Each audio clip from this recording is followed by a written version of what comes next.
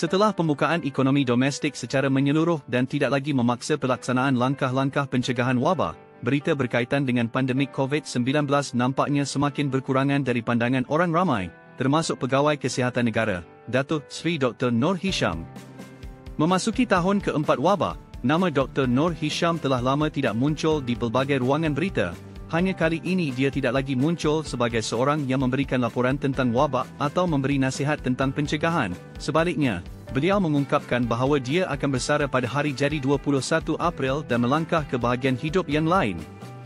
Salam semua, ini adalah saluran pemindaan dan pengetahuan, dengan tujuan untuk membawa anda melihat keajaiban dunia. Beliau dilahirkan dengan nama asalnya Yu Meng Seong di Sepang, Selangor pada 21 April 1963 dalam sebuah keluarga miskin berbangsa Cina. Beliau ialah anak kedua daripada 3 beradik dan menghabiskan zaman kanak-kanaknya di perkampungan Fuju di Sungai Pelik.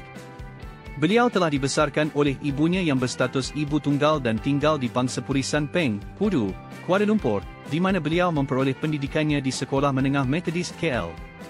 Walaupun keluarganya miskin ketika masih kecil, beliau dengan tekad yang kuat telah berusaha gigih, tidak hanya mencapai impian menjadi seorang doktor, tetapi juga kini menjadi pegawai kesihatan negara yang terkenal di Malaysia.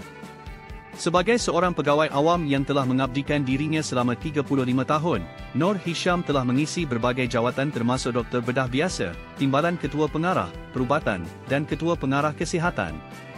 Dia dikenali sebagai seorang pekerja keras dan dia berharap untuk dapat meluangkan masa bersama keluarganya selepas bersara nanti. Sebelum tahun 2020, mungkin tidak ramai yang tahu siapa Noor Hisham, tetapi sejak pandemik COVID-19 merebak di seluruh dunia, namanya menjadi semakin popular di Malaysia. Sama ada anda memberi pujian atau kritikan, dia adalah seorang tokoh penting dalam perjuangan Malaysia menentang wabak. Pada permulaan wabak COVID-19, politik Malaysia sedang bergolak. Ketika kes COVID-19 pertama kali dikesan, mesyuarat media diadakan oleh Timbalan Perdana Menteri dan Pengerusi Jawatan Kuasa Pengurusan Bencana Negara ketika itu, Datuk Seri Dr. Wan Azizah Wan Ismail, dan Menteri Kesihatan ketika itu, Dr. Zulkifli Ahmad. Sementara itu, Ketua Pengarah Kesihatan, Dr. Noor Hisham, berada di samping memberi nasihat sebagai pegawai teknikal. Pada masa itu, tidak ada siapa yang menjangkakan bahawa satu gerakan Sheraton menyebabkan kekacauan politik dan membuat Dr. Noor Hisham berada di kedudukan pusat sebagai tonggak utama dalam perjuangan negara menentang pandemik.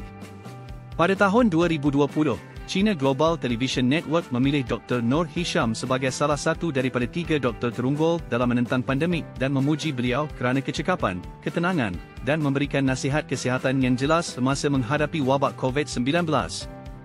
Pada puncak wabak, beliau sering memberikan kuliah kepada orang ramai dalam sidang media harian seperti seorang profesor universiti. Kadang-kadang, wartawan yang menghadiri sidang media akan merasakan bosan kerana beliau akan memberikan maklumat yang sama setiap kali. Satu lagi perkara yang menarik ialah pada awal wabak, Dr. Noor Hisham boleh mengingati setiap kes COVID-19 termasuk pesakit yang dijangkiti, masa dan tempat di mana ia berlaku, sumber jangkitan dan jenis virus corona yang dijangkiti oleh setiap kumpulan. Bahkan, beliau juga mengingati bilangan kes yang disahkan setiap hari selepas kes pertama dikesan. Kebolehan mengingati Dr. Noor Hisham ini benar-benar mengagumkan dan menunjukkan keikhlasannya dalam menjalankan tanggungjawabnya. Setiap kali beliau memberikan nasihat dengan tegas di hadapan kamera, mengingatkan rakyat untuk menghindari 3S, tempat sesak, ruang rahsia, dan berbual dalam jarak dekat, dan 3W, memakai topeng muka, kerap mencuci tangan, dan mengingatkan orang lain. Beliau menjadi keberadaan yang menenangkan hati rakyat. Pada masa itu, rakyat Malaysia menganggap Noor Hisham sebagai pahlawan anti-Covid. Namun, dengan penularan wabak semakin tidak terkawal, ditambah dengan keadaan politik yang tidak stabil, beliau turun dari takhta sebagai seorang yang dihormati dan dihargai. Kepakaran dan kecekapan beliau dalam menangani wabak semakin dipertikaikan, seperti apabila beliau mengumumkan pemendekan tempoh kuarantin semasa puncak wabak dan tidak melakukan ujian screening besar-besaran, serta menerapkan piawaian ganda dalam langkah-langkah pencegahan untuk rakyat biasa dan pegawai kerajaan. Pada tahun 2021, beliau mengeluarkan kenyataan yang menyokong penangguhan sidang parlimen, dengan alasan bimbang sidang tersebut menjadi tempat penyebaran wabak, yang menyebabkan kemarahan rakyat terhadapnya mencapai puncaknya. Pada masa itu, Yang di-Pertuan Agong Al-Sultan Abdullah mengkritik kenyataan Menteri di Jabatan Perdana Menteri, Datuk Seri Taqiyuddin Hassan mengenai penghapusan perintah larangan yang tidak tepat semasa sidang Parlimen. Kemudian, pemimpin pembangkang, Anwar Ibrahim, mengemukakan usul tidak percaya terhadap Muhyiddin Yassin. Keesokan harinya, Muhyiddin mengarahkan sidang Parlimen khas yang dijadualkan pada Isnin ditangguhkan dengan alasan penularan COVID-19.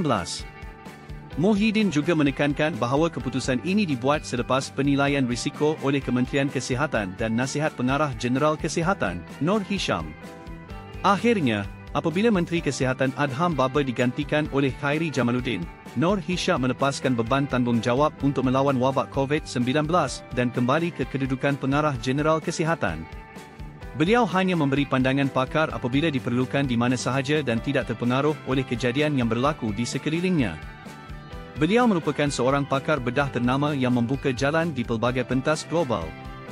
Beliau telah memegang jawatan sebagai pengerusi pertama Jawatankuasa Bedah Global Persatuan Bedah Antarabangsa Malaysia, ISS, dari 2017 hingga 2021 dan sebagai pengerusi pertama Jawatankuasa Tetap WHO untuk persediaan darurat dan tindak balas kesihatan. Beliau merupakan orang Malaysia pertama yang menerima pengiktirafan sedemikian. Beliau menambah, selain daripada sebagai seorang pentadbir, beliau juga seorang pakar bedah endokrin payudara. Beliau telah menerima latihan profesional dan dikenali oleh ramai. Walaupun beliau telah mencapai banyak kejayaan, beliau menyatakan bahawa beliau masih ingin melihat satu hari di mana pelan kesihatan akan direalisasikan. Pelan kesihatan bertujuan untuk memperkuatkan sistem kesihatan negara secara menyeluruh dan melaksanakan reformasi penting sistem untuk menangani masalah perkhidmatan kesihatan. Beliau menekankan bahawa penghantaran pelan kesihatan adalah sangat penting kerana ia akan menjadi titik permulaan perjalanan reformasi negara kita. Beliau menunjukkan bahawa salah satu cadangan pelan kesihatan ialah untuk menubuhkan Jawatankuasa Perkhidmatan Kesihatan yang membolehkan Kementerian Kesihatan untuk menarik kaki tangan perubatan.